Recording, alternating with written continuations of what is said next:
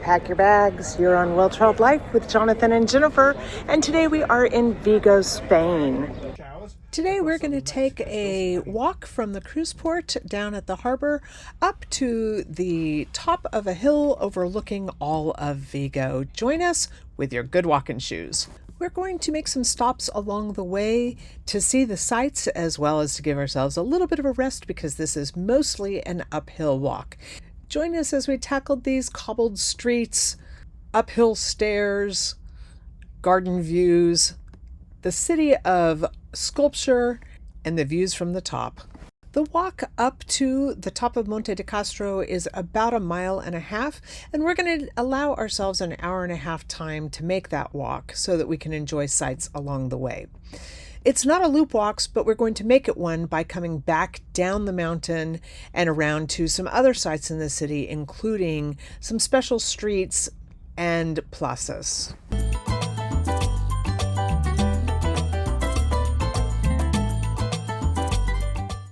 We are going to start our walk from the harbor. If you're coming in on a cruise ship, this is exactly where you would land and get off to go into port. If you are coming by cruise ship and you want to just get an overview of the port, please watch our Cruise Ports channel, and we have a port talk about Vigo. Right as you get off is a huge shopping mall, and you'll go through the shopping mall to get up to the city. This is a city of hills, so wear your comfortable shoes. We're going to do some walking today. One of the first things you'll notice about the harbor is the amount of artwork that is all along this boardwalk. Enjoy the views. This is great art. The promenade along the beach is beautiful, and we're going to walk along it at the end of our walk. The best way to see Vigo is going up. Like I mentioned, it is a city of hills, but we're walking to the top of one of those hills to get a view from below. We're going to take a leisurely pace, and we're going to make it fun, and we'll do some stops along the way, but let's begin to head up. And that's really what you do, is head up. From the harbor, all roads will lead upwards, and that's the direction we're going. There's hardly any such thing as a wrong road or a wrong turn at this point in our journey. Our first stop will be at the cathedral at the very closest plaza. And from there, it's just a short walk up to the Plaza de Constitución. And after that first steep incline, you reach your first plaza. There are plazas everywhere. This is a good start. So here you are in Plaza Constitución, and this was the original main plaza of the city. It served as its main trading center with all of these arcades sheltering the stall keepers here. The street lamp in the center of the plaza was the first to be electrified in the city. And from here, it's just a short passage to the main plaza. And just past Constitution Plaza, this is kind of the beginning of our trip. You're going to see the huge statue of the half-man, half-fish. El Sereno, a sculpture by the Galician artist Leiro Francisco, represents the union of Vigo with the sea through a hybrid of this man-fish, and it is one of the city's biggest symbols. Definitely homage to the maritime history here. And this plaza has undergone quite a bit of renovation and is really kind of a main hub of the city now. From here, we're going to take a slight detour. We're going to head right towards the estuary and the olive tree. Okay, we've made it up to the huge olive tree. This is the Mirador de Olivo, which is this massive olive tree. Dedicated in 1930, it stands for love and loyalty to the city and overlooks the ocean with views to the islands beyond Vigo. Absolutely stunning.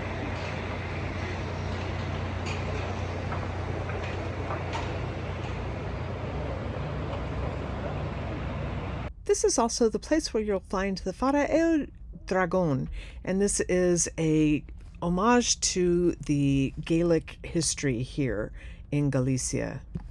Directly across from the olive tree, away from the ocean, we're going to walk across and up these stairs. That's going to get us up. We're now beginning the steeper part of our climb. So grab whatever refreshments you need and let's head on up.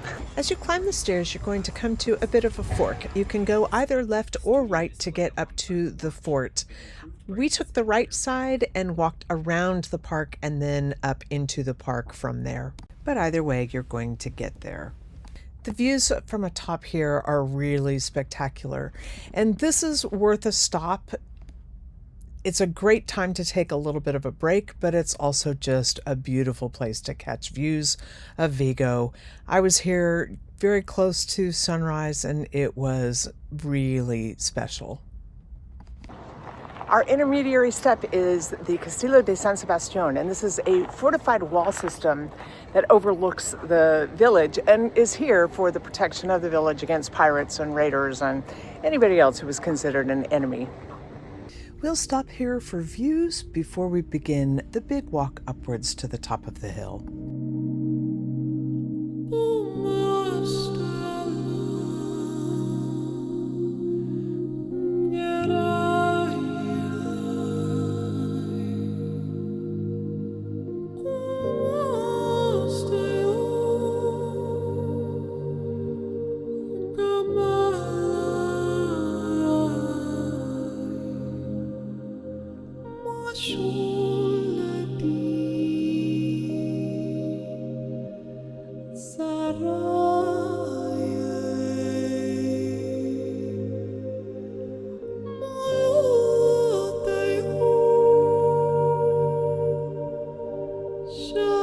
This is where we've climbed to so far, and this is where we'll climb to next.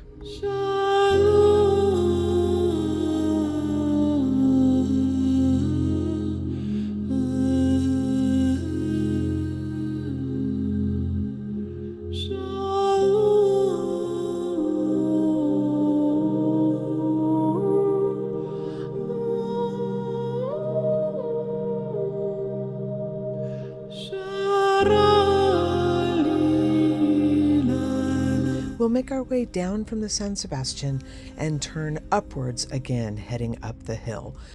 You can consult the Vigo vertical map for areas that have ramps, stairs, and escalators that will help make the climb a little bit easier, but you will see from this map that they are not necessarily around the Castillo, which is where we're going.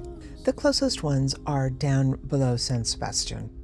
As you come up to the roundabout at Calle de Venezuela, you're at the bottom of the Parque Rival. You'll see a sculpture to your left, the cross right in front of you, and you'll begin your stair climb here. Okay, once you've made it this far, don't stop now. You've got the steep hill ahead, but you've got the views very close now.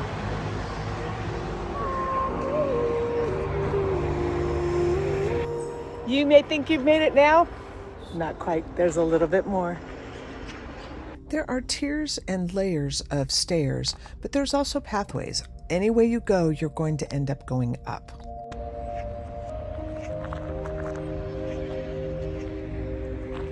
We're just going to keep climbing till there are no more stairs. The transformation of this to a public space has included making it into a park and almost a botanic garden. I know we've come a long ways. Not much further to go.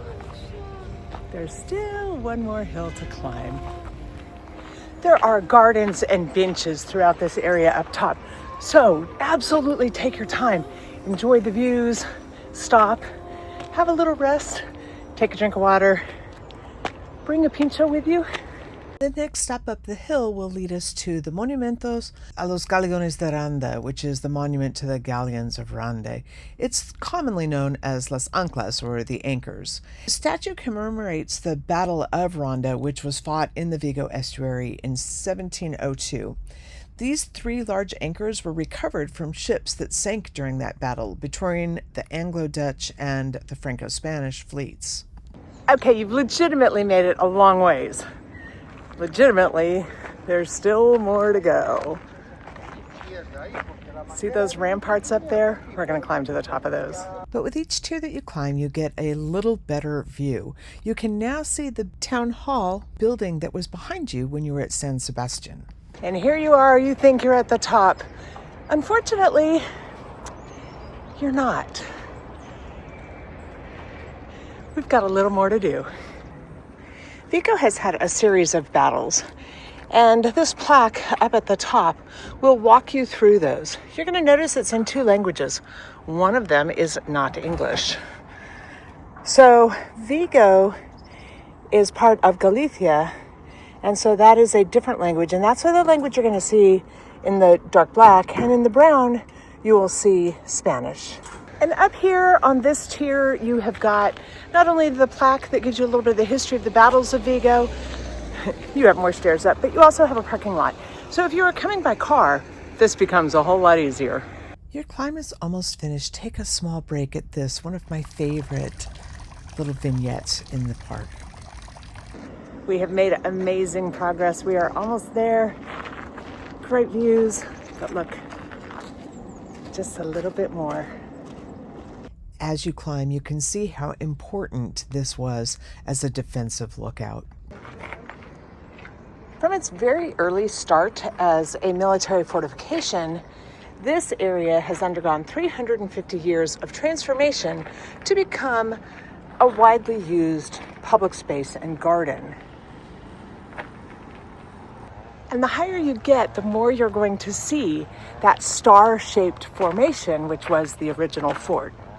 Your final ascent will take you up into the walled portico of this fort.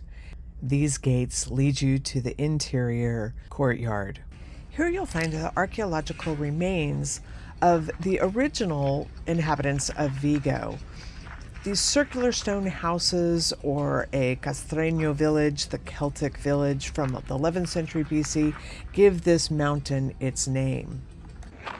Once you enter that courtyard, go through those great big gates, enter the courtyard, and you've just got a final couple of big steps up, and you hit this huge area, which is the area of defense. This is all of the lookout space. How about that? From here, you don't just see the tiers that you've climbed, you'll also really begin to get a sense of the sprawl of Vigo and how large this city is. The water that you see directly in front of you is the estuary, but as you look to the left, those are islands you will see out in the distance. At the very top of the hill, it isn't just views, although of course there are views. There is one more little step you can take. You can go up to the very top of the walls, and at the very center is this beautiful reflecting pool with the statue of the fisherman. But there are lots of little garden nooks and crannies, and plenty of spaces to have a feeling that you are alone as long as you get there early enough in the day or late enough in the evening. Not everyone is climbing. There are a number of tourist buses that will arrive at the park throughout the day. I was lucky. I got here early, but certainly as the morning wears on, more and more tour buses will arrive. Okay, you've made it. This is the top. But so has everybody else. So you do want to come early if you really want to get these views to yourself. It's a different quiet space when you're alone. If you get here when all the tour buses get here, it feels like a big party on top of the world. But you really get a sense of the sprawl of Vigo here. This is a huge city that goes just beyond that little old town you climbed up through. One of my favorite stops at the top is this really beautiful pond area. Camilo Nogueira's monument in honor of Vigo is a sculpture that just sets the stage for the beauty of this reflecting pool. If you are driving up, you are likely to enter through these gates, which are not going to take you into the courtyard. So make sure that you make your way across this big open area, and the courtyard is down on the other side of the statue and the reflecting pool. Inside this courtyard are the masts of the galleons that were sunk during that Battle of Ronda in the bay. And here we are at the Fortaleza de Monte Cristo. And it's a ways up, but it's worth the views. You won't spend a lot of time here, and I'm here on a day with a cruise ship. So there's lots of cruise ship passengers here, but I gotta tell you, there's tons of tour buses. And most of those are not cruise ship guests. Those are tourists from Spain and around the area, but this is a huge tourist area. And remember, Vigo is on the Camino de Santiago Compostela, so you may see pilgrims on their voyage as well.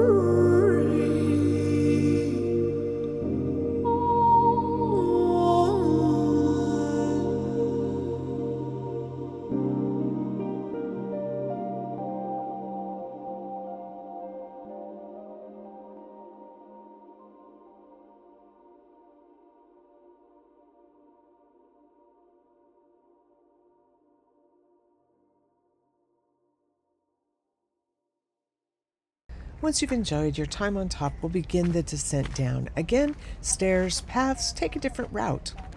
And remember, what goes up gets to come down. Watch your knees. Some of these steps are a little harder than others, some of them a little bigger than others.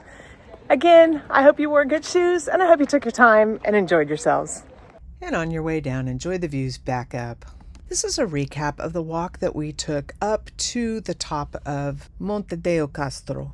And regardless of where you took the paths or the stairs, you want to come back down at the front of the park where the cross is, and the roundabout will be on your right side if you have the fort above you and behind you. As you wind your way back down, take time to look through side streets. This is the Casco Vello. It is the old town, and these are ancient buildings from the 15th century. You'll head down through the Porta do Sol, which is the door of the sun. Even though it's not a door, it is one of the 7 entrances to the ancient walled town. But like Vigo, this is where new and old meet, and art is the connection. After you walk up the monte, you deserve a little break. You may see them called pinchos or tapas, and we're going to try the local wine Albarino. We're going to start our tapas adventure at Tapa do Barril. This is considered to be one of the best empanaderias in all of Vigo. I tried the bacon and queso. You can see by the prices these are well worth it. And this is really a takeaway place, so we sat outdoors at the cafe next door. Alba is more of a coffee bar, but they did serve Albarino wine and they had beers. But other common pinchos include seafood like octopus and oysters. Speaking of oysters, at this point, we're going to continue our walk down to the Pedra, and we're going to walk past the city's most popular church, the Colegiada de Santa Maria, parallel to the estuary, where in the mornings you can see the oyster shellers who will open and serve them in the street. We're going to go on to Lac Street, where there's lots of restaurants and you can try all kinds of Galician cuisine, mostly seafood and wines from the Rías Baixas region. If you didn't stop for any kind of a snack up in the Upper Plaza, this is a great place to stop. It's lively and there are great deals on great food.